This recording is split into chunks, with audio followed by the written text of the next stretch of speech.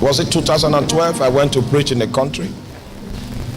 And while I was praying in the night, preparing for the second service, the Lord spoke to me. In fact, he appeared to me and said, I've made you one of the fathers of the African revival. It's a long story, but that's the part I want you to hear.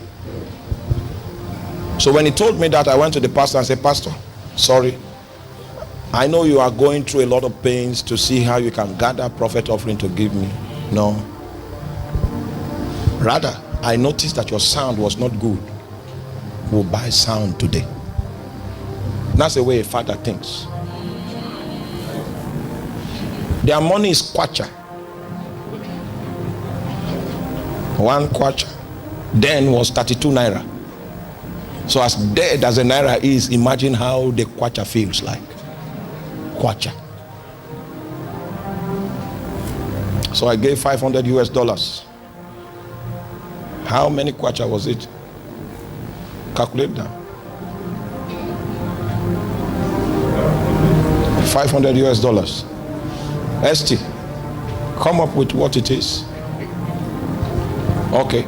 Well, it was more than 200,000 kwacha. And I gave more than everybody. In fact, probably more than the whole congregation put together. I said, all right, let's get sound. You are preaching good gospel. You need good sound to project your gospel. So I left that place without prophet offering, because God told me, I've made you one of the fathers of the African revival. My flight ticket as at 2012 to that nation and back, it was 8 hours flight time to that nation and back, as at that time was 247,000. Do that trip now in the current state of the naira is 700 something thousand. I flew Kenya Airways. How are we going to colonize Africa with the gospel of the kingdom if we are handicapped and we are stricken by poverty? I found a way out. You must force God to bless you. You must. I assure you. Listen to me. Listen. Yeah, I know you are laughing. Let me tell you the truth. There's no plan for you. There's no plan for you. You will plan for yourself. Yes, you plan for yourself by cutting covenant with God. If not, your name is not anywhere for anything. Don't wake up and say God is for you. No. He has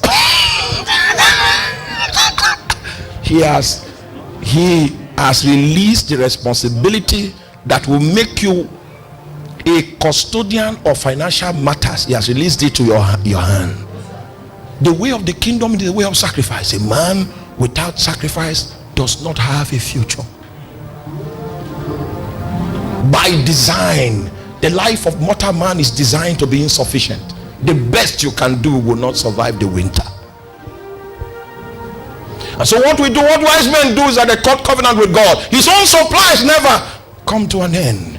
So we trade our insufficiencies so that we can get his sufficiency. That's how we survive.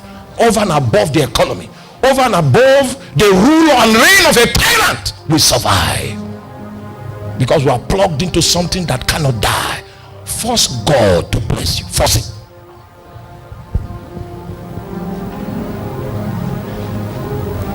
A politician was coming here.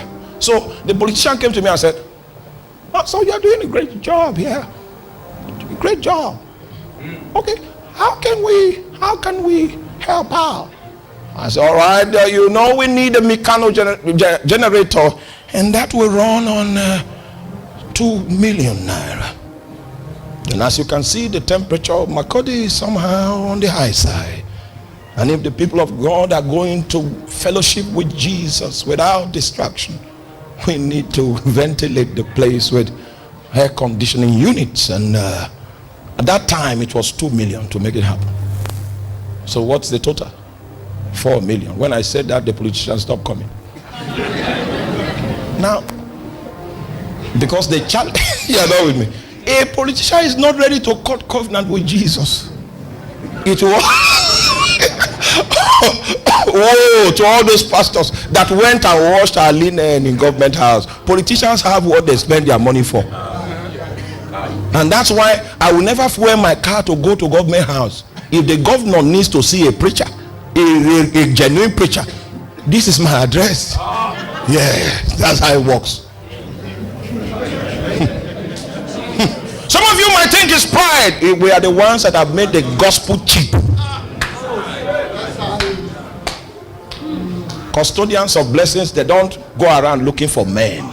If you spend enough time with God, it will cause your face to shine. Politician took off. When he found out that the bill was what? Was 4 million. Then I took on the challenge. I said, I don't need a politician. You know what I did? I took a loan. And we bought that generator. Fix this. Then I went to him and said, we fixed the air conditioner. Your people are happy. It took 7 days for him to answer. Yes, 7 days. Have you done anything because of his name before? Or have you done anything because of his people? That's the reason why you did it. Not because of anything that you stand to gain. Such is the way of the kingdom. The kingdom has advanced because our ancestors were men that served beyond self. Oh my God. Oh my God. Many of them gave their lives in order for this Bible to get to us today. We will not do less. It may not be that we'll shed blood, but in many ways we will die to see that the scriptures reach the other side of this continent. It's by sacrifice that we move it on. And when sacrifice stops, the kingdom stops advancing. So I preach to you again, force him to bless you. He touched his heart and he told me to open an account, and I opened it in Zenith Bank. So when I go preach somewhere, people say, we are blessed, can we have your account number? I give them Zenith. Before I came here, I had an alert there. I have a minimum of 3 alerts on the average in a day. These are not people I preach to. These are not people, I don't even know them. I don't know whether spirits put money there. But you know what? When that obedience, it was not that God requested it of me. I plugged him. And my name entered into the voucher. It translates in alert today. Yes. I pay people's school fees from that alert. Yes. Plenty of people's school fees. But it never goes to 80,000. Never. It's from that account my family fees. And you know, I like many people.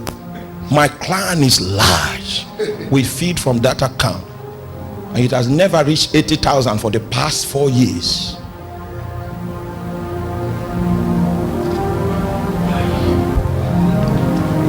If he can trust you with it, he will make it available. But you must register yourself with a sacrifice. This is how we do it. If I tell you something else, then I lie, because I know how God blesses men. There's no plan for you. Please help me tell your neighbor, there is no plan. Don't just wake up and go to the hills and say, we look into the hills. Nothing will come. That's not how to do it. There is no plan.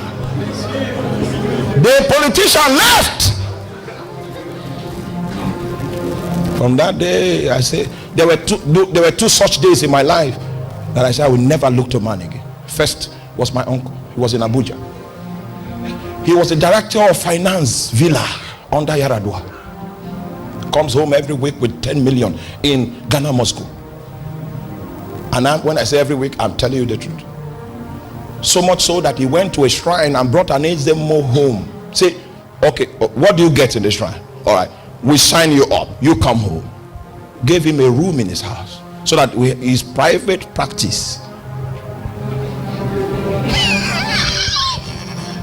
Had so much money.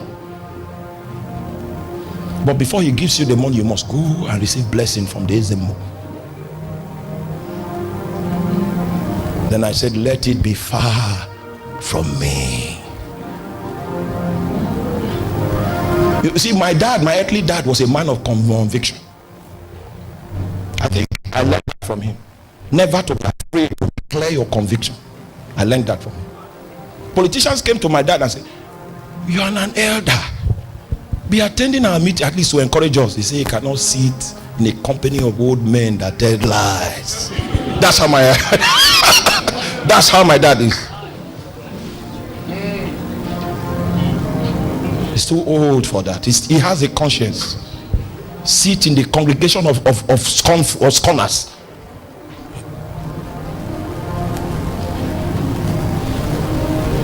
So I told him, let it be far from me. And that was the day of my trouble. The day of my trouble began. Because every other day they want to get information about me. What was the source of that boldness? Hallelujah. Oh, only God knows how far they went because of that statement. Let it be far from me.